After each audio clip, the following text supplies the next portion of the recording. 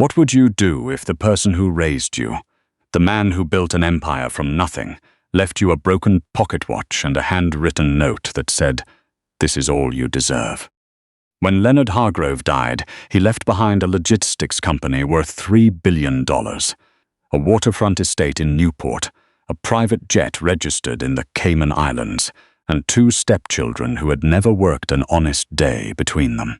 He also left behind Natalie Hargrove, his biological daughter, 31 years old, a middle school history teacher living in a 2-bedroom apartment in South Philadelphia with a leaking radiator and 4 months of student loan payments she hadn't been able to make. Natalie drove 3 hours to Boston for the reading in her 2014 Honda Civic, cracked windshield and all, wearing her best blazer, charcoal gray, off a Target clearance rack. She told herself the entire drive that she wasn't coming for money. She was coming for something harder to name. Closure, maybe, or the faint, embarrassing hope that her father, in the end, had remembered she existed. The law offices of Harlan, Bosch and Merritt occupied the 14th floor of a glass tower on Federal Street. Everything about the room was designed to remind you how small you were. The mahogany table was long enough to land a small aircraft on. The carpet was the color of old money, and seated along one side of it, draped in black silk and conspicuous grief, were Sandra Hargrove and her 2 children, Derek and Paige. Sandra was 53 and looked 40, which was not accidental. She had married Leonard 11 years ago, 9 months after Natalie's mother, Carol, died of a stroke at 58. Natalie had never forgiven the speed of it. Sandra had never forgiven Natalie for noticing. Derek, 29, sat to his mother's right, scrolling his phone with the focused disinterest of someone who already knew exactly how the next hour was going to go. He had Leonard's jawline and none of Leonard's discipline. He'd crashed 2 cars in the past year and currently held the title of Director of Brand Strategy at Hargrove Consolidated, a position Leonard had invented to give him something to print on a business card. Paige, 26, sat to Sandra's left, dark hair pulled into a chignon, wearing sunglasses indoors, which Natalie found both ridiculous and completely on brand. Natalie sat at the far end of the table. Raymond Bosch, the senior partner and Leonard's attorney for the better part of 2 decades, cleared his throat with the gravity of a man about to read a papal decree. "We are here today for the final reading of the last will and testament of Leonard James Hargrove," he said. "Per Mr. Hargrove's explicit instructions, there will be no interruptions and no questions until the reading has concluded in full." Natalie pressed her palms flat against her thighs. She made herself breathe slowly. The dismantling of her father's world took 47 minutes. To Sandra, Leonard left the Newport estate, the Beacon Hill penthouse, controlling interest in Hargrove Consolidated, a $10 million life insurance payout, and access to the Cayman account. Liquid assets that Bosch described, without blinking, as approximately $62 million in combined holdings. Sandra's composure never wavered.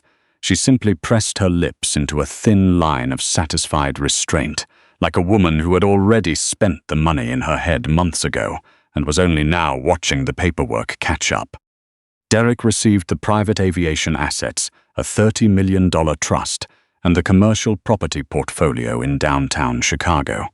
Paige received the art collection, original baskets, a Coons, 2 early hopper oils, along with her own trust valued at $18 million. Natalie did the math without meaning to. She couldn't stop herself. It was like watching a car crash. And finally, Bosch said, turning to a page near the end of the document, "To my daughter, Natalie Carol Hargrove." The room went quiet. Even Derek looked up from his phone. "For her lifelong insistence on doing things her own way," Bosch read, his voice carefully neutral, "and her demonstrated belief that material support from this family was something she neither needed nor wanted. I leave to Natalie Carol Hargrove the following: the pocket watch that belonged to my father, Harold Hargrove, and the sum of $0, as I believe she would prefer it that way." The silence lasted exactly 3 seconds.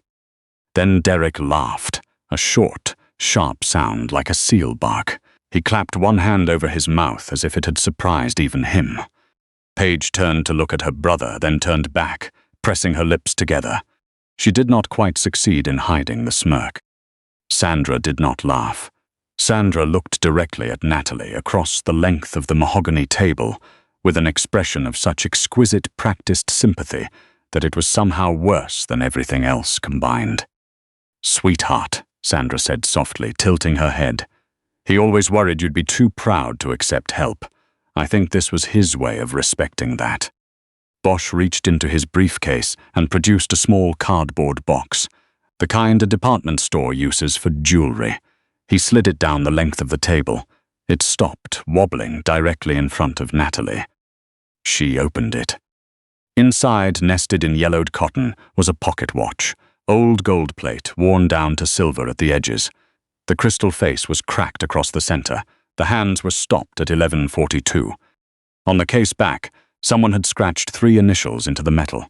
H.A.H., Harold Allen Hargrove, Leonard's father, the grandfather Natalie had never met.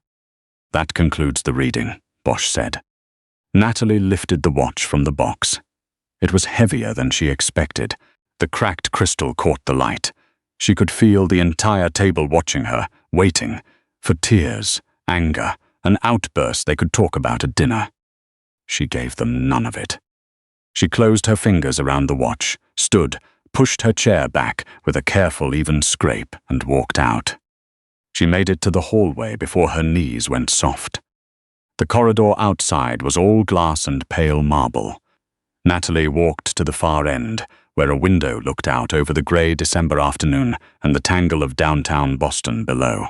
She pressed her forehead against the cold glass. Her breath fogged it. In her fist, the old watch pressed its edges into her palm. $0. Not even one. He hadn't given her the dignity of a number. He'd given her a relic and a sentence designed to make it sound like it was her idea. She was going to cry. She knew it the way you know a headache is coming, the tightening behind the eyes, the sudden difficulty swallowing. She pressed harder against the glass. "Miss Hargrove." She turned. Raymond Bosch was moving toward her down the corridor with a speed and intention that looked nothing like the measured, ceremonial man who had just spent 47 minutes reading legalese. His tie was loosened. He kept glancing over his shoulder. "I have nothing to say to you right now," Natalie said. Her voice came out steadier than she felt. "I know, and I'm sorry for that." He stopped a few feet away and dropped his voice. "But I need you to listen carefully, because what I'm about to tell you cannot be said inside that room. Your father was explicit about that. He was convinced the conference room was being monitored." Natalie stared at him. Monitored by who? By Sandra. Bosch glanced back down the corridor. She had access to his private files for 2 years before he died. Leonard discovered 14 months ago that she had retained a forensic accountant to map his full asset structure. Every account, every holding, every LLC. He believed she was building a case to contest any changes he made to the will after they separated. Yes, they had separated, quietly, 7 months before his death.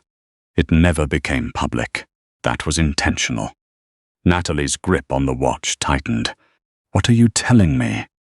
"I'm telling you that what happened in that room was a performance, staged. Your father designed it to look exactly like what Sandra expected to see." An elevator at the end of the hall chimed open, empty. Bosch put a hand on her elbow and guided her toward it. He pressed the button for the parking garage. As the doors closed, he reached into the inside pocket of his jacket and produced a slim, cream-colored envelope sealed with a wax stamp, dark green, pressed with the initials LH. "He left this with me 18 months ago," Bosch said, "with instructions to give it to you only after the reading. Only if you took the watch." Natalie looked at him. What if I hadn't taken it? Something shifted in Bosch's expression, the first crack in his composure. "He said you would. He said you always did the dignified thing, even when it cost you." The elevator opened into the dim concrete of the parking garage. A dark car idled near the far wall. Natalie opened the envelope.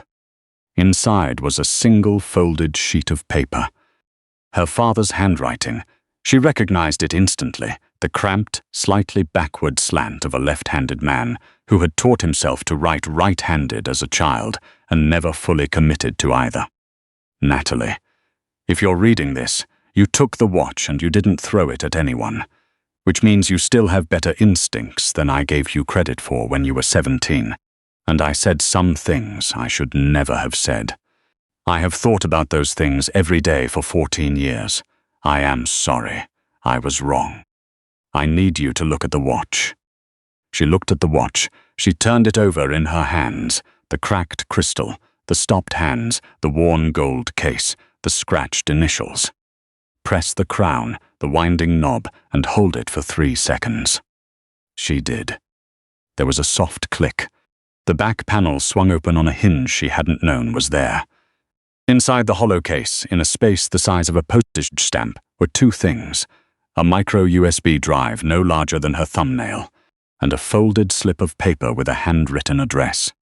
Natalie's breath stopped. What is this?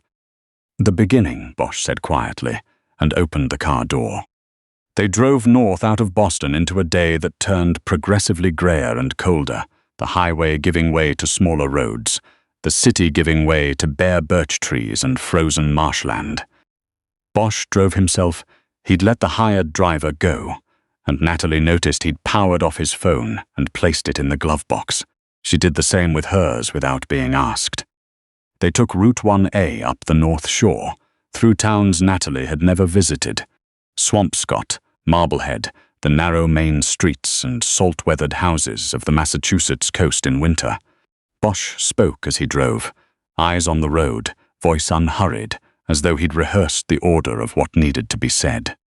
Your father built Hargrove Consolidated over 30 years, he began. What Sandra inherited today is the public structure, the brand, the contracts, the real estate holdings, the staff. What she doesn't know, what she spent 2 years and considerable money trying to find out and failed, is that Leonard began quietly separating his private assets from the company's structure approximately 4 years ago. Why 4 years ago? Bosch was quiet for a moment. Because 4 years ago, your father was diagnosed with early-stage vascular dementia. He told no one except me and his neurologist. He was functional, more than functional, but he understood the trajectory, and he understood Sandra. Natalie turned to look at the side of his face. He kept his eyes on the road. She had begun, subtly, to insert herself into his medical appointments, influencing his care team. There were 2 separate incidents where his medication dosage was altered without his direct authorization. He only caught them because he kept his own records and cross-referenced every prescription himself. He couldn't prove she had done it directly, but he believed she was managing his decline, accelerating it where she could. The cold that moved through Natalie then had nothing to do with the temperature outside. He went to the police. He went to a private investigator, then a forensic medical consultant. He was building a case, but the evidence was circumstantial. He was also afraid, not of Sandra, but of what a public accusation would do to 800 employees whose retirement funds were tied to the company's stock value. Bosch paused. Leonard was a complicated man, Natalie. His instinct was always to protect the people who depended on him. He just didn't always extend that instinct to his family. Natalie said nothing. She looked at the watch in her lap. So he fought a different way, Bosch continued. Over the last 3 years, Leonard systematically moved his private holdings, mineral rights, private equity positions, an offshore bond portfolio, and significant physical assets into a separate structure, a trust administered entirely by my firm, with no connection to Hargrove Consolidated on paper. That trust was transferred into your name as of 6 this morning. The road had narrowed to 2 lanes. Through the bare branches on either side, Natalie could see glimpses of grey ocean. What's in the trust? She asked. Bosch turned off the main road onto a gravel lane she would have driven past without noticing. A rusted gate stood open at the entrance, half buried in overgrown beech rose. A hand-painted sign on one post read, Harrow Point. Private. You'll see. The lane curved for nearly a quarter-mile through coastal scrub before it opened. The house sat on the edge of a low bluff above the ocean. It was not a mansion. It was something stranger and more substantial, a shingle-style colonial built in the early 1900s, weathered silver grey, with a deep wraparound porch and a stone chimney that rose above the roofline like a monument. The windows were tall and numerous. The lawn between the house and the bluff was dormant in December, but the bones of a formal garden were visible in the brown geometry of the beds. Beyond it, the Atlantic ran steel-colored and endless. The property was immaculate. He bought this in 2019, Bosch said, cutting the engine. In the name of a private LLC registered in Delaware. It does not appear on any document Sandra has ever seen. As far as she knows, it does not exist. Natalie got out of the car. The wind off the water hit her immediately, cold and salt-sharp, lifting her hair. She stood in the gravel and looked at the house for a long moment. She won't find it. Not through any public record. Not for years, and by then it won't matter. Bosch came to stand beside her. The USB drive, Natalie. Inside, the house was warm. The heat had been running. Drop cloths covered the furniture in the front rooms, but the kitchen and one study had been cleared and prepared. In the study, a laptop sat open on the desk. Bosch plugged in the micro drive without ceremony. The screen opened directly to a video file. A single thumbnail, Leonard Hargrove, sitting in this very room, in the chair behind the desk, the winter ocean visible in the window behind him. Natalie pressed play. Her father looked older than the last time she'd seen him in person. 4 years ago at a cousin's wedding, where they'd spoken for less than 10 minutes, and both pretended that was fine. He was thinner. His hands, resting on the desk, had the careful stillness of a man conscious of a tremor he was keeping in check. But his eyes were entirely his, sharp grey, unapologetic. Hello, Natalie. His voice on the recording was quieter than she remembered, but steady. I'm going to say a few things, and then I'm going to tell you about the numbers.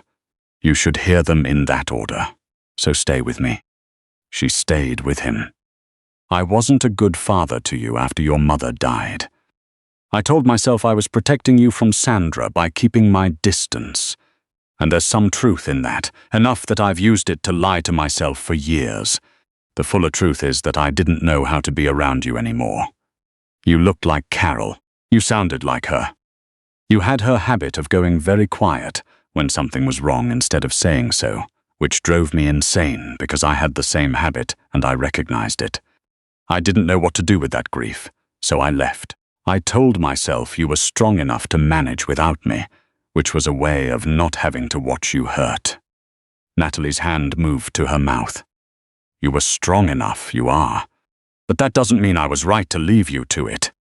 The recorded Leonard leaned forward slightly. I am more sorry than I have words for.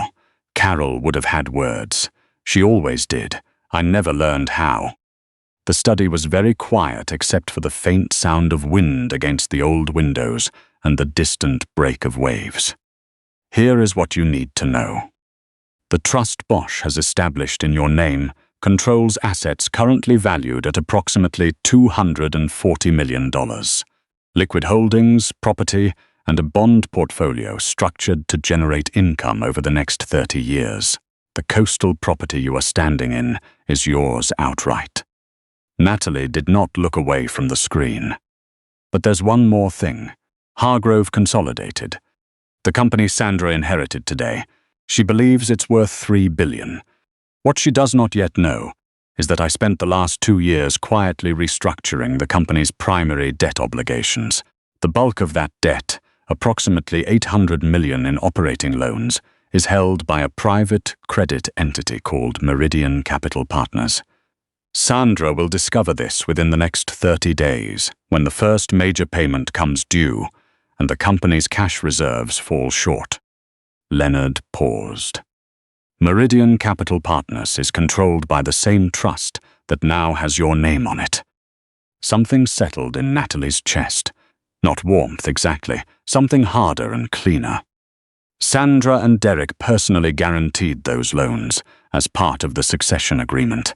When they default, and they will, because the company cannot service that debt without the private revenue streams I've already removed from its books, you will have the legal standing to foreclose on their guarantees, seize their personal assets, and trigger a regulatory review that will attract the attention of the SEC and, given the medical documentation Bosch holds, the Suffolk County District Attorney.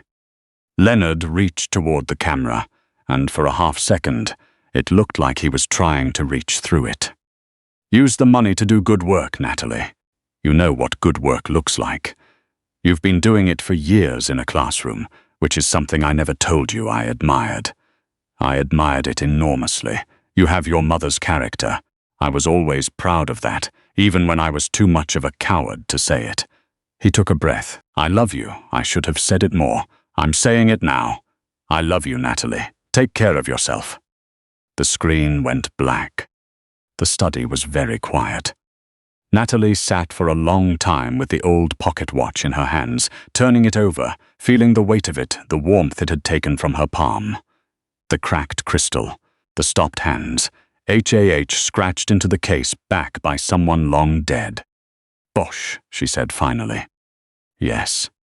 When does the meridian payment come due? 26 days. She set the watch down on the desk, face up. Through the window, the December ocean ran silver and grey all the way to the horizon. Then we have 26 days to get ready, she said. The call came on a Tuesday afternoon in late January, 6 days after the payment had failed.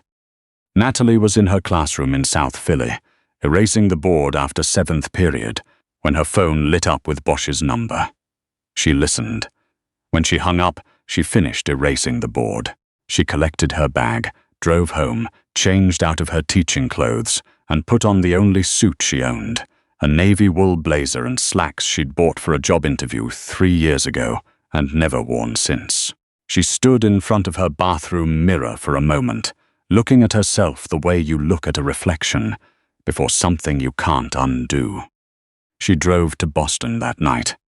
The emergency board meeting of Hargrove Consolidated was held the following morning in the same 14th floor conference room where Leonard's will had been read 4 weeks earlier. Natalie arrived 10 minutes early with Bosch at her side. Sandra was already there. She had aged in 4 weeks in a way that had nothing to do with time. The composure was still present, assembled with obvious effort, but underneath it something had shifted. She was wearing the right clothes and the right expression, but the certainty was gone. She looked like a woman holding a hand she knew was losing. Derek was beside her, no longer scrolling his phone. He had the look of someone who had been on calls for 3 straight days without sleep. Paige was absent. Who authorized this meeting? Sandra said, the moment Natalie walked through the door. This is a private board session. She is not a member of this board. She doesn't need to be, Bosch said, setting his briefcase on the table and opening it with a precise double click. She's the primary creditor. Sandra's expression went very still. Bosch laid the Meridian Capital Partners documentation on the table, the assignment of debt, the loan agreements bearing Leonard's signature, the acceleration notice triggered by the payment default 6 days ago, the personal guarantee instruments bearing Sandra's signature and Derek's. Derek picked up the guarantee document and read it twice. He set it down. This is fraud, he said. He can't have done this. We had independent counsel review the succession. Your independent counsel reviewed the operating structure of Hargrove Consolidated, Bosch said. They had no visibility into Meridian, which is a private entity with no public filing requirement. Your father was very careful. Sue the estate, Sandra said. For what outcome? The estate has been distributed per the will. Natalie received $0 and a pocket watch, which she accepted. There is no claim. Bosch paused. Additionally, we've submitted documentation to the Suffolk County District Attorney's Office relating to 2 incidents of unauthorized alteration of Leonard Hargrove's prescription records during 2023 and 2024. The DA's office has requested meetings with his attending physician and neurologist for next week. Sandra said nothing. The FBI's Financial Crimes Unit has also opened a preliminary inquiry into the management of Hargrove Consolidated's accounts over the past 24 months, Bosch continued. That's a separate matter from the debt obligation, but they tend to move together. Derek stood abruptly, his chair screeching back. I want my attorney. That is absolutely your right, Natalie said. She had not spoken since she walked in. Her voice was even lower than usual. You should call them today. All of your personal assets, the trust, the Chicago properties, the aviation holdings are part of the guarantee. Meridian will be filing the foreclosure action by end of week unless a payment arrangement is negotiated. Bosch has the numbers. She reached into the pocket of her blazer and set the old pocket watch on the mahogany table between herself and Sandra. The cracked crystal caught the light. The stopped hands. HAH. He gave me this because he knew I would understand what it meant, Natalie said. He kept it because it was the only thing his own father left him, and his father didn't have anything else to give. He came from nothing. He built everything you're trying to hold on to. She looked at Sandra steadily. You're going to need a very good attorney. I hear the ones worth hiring don't come cheap. She picked the watch up, slid it back into her pocket, turned, and walked out of the conference room. Bosch caught up with her at the elevator. They stood in the marble corridor in silence while it came. What now? He asked. Natalie looked out at the grey Boston skyline, the streets below filling with morning foot traffic, ordinary people moving in ordinary directions. 800 employees with their retirement funds tied to a company that now had to be carefully dismantled, rebuilt, or sold in pieces to cover the debt. A house on a cliff above the Atlantic she had not yet spent a full night in. A foundation she had already been sketching on legal pads.